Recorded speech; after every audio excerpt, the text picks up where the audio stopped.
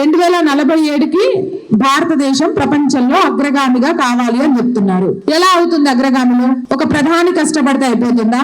లేకపోతే ఒక కేంద్ర మంత్రులు కష్టపడితే అయిపోతుందా? లేకపోతే ఒక రాష్ట్రాల ముఖ్యమంత్రులు కష్టపడితే అయిపోతుందా? వాళ్ళు ఆచరిస్తే అయిపోతుందా అంటే కాదు. ప్రజలు మారాలి.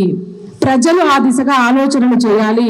ఎప్పుడైతే ప్రజల ఆలోచన అందలాన్నంటే విధంగా ఉంటుందో ఆ దేశం సుభిక్షంగా ఉంటుంది. అనుకున్న లక్ష్యాన్ని ఛేదించడంలో హిందువులను ఒక ఆయుధంగా తయారు చేయొచ్చు. ఎవరికి వారే యమునా తీరే అన్నట్టుగా కుటుంబాలున్నాయి. నిజంగా అలాంటి కుటుంబాలుంటే ఈ దేశం అభివృద్ధి కాదు కదా, ఈ దేశం ప్రపంచ దేశాలకు ఆదర్శంగా కూడా ఉండదు. ఈ రోజు ప్రపంచ దేశాలకు భరతమాతను అమ్మ అని పిలవడం గాని, ప్రపంచానికి భారతదేశాన్ని పూజ గది అని చెప్పడానికి కూడా కారణం ఏంటంటే, ఏవైతే ప్రేమ ఆప్యాయతలు ఉన్నావో భారతదేశంలో ఎక్కువగా ఉంటాయని అందరూ నమ్ముతారు. కానీ లోపలికి వచ్చి చూస్తే మన అసలు సంగతి తెలిసిపోద్ది.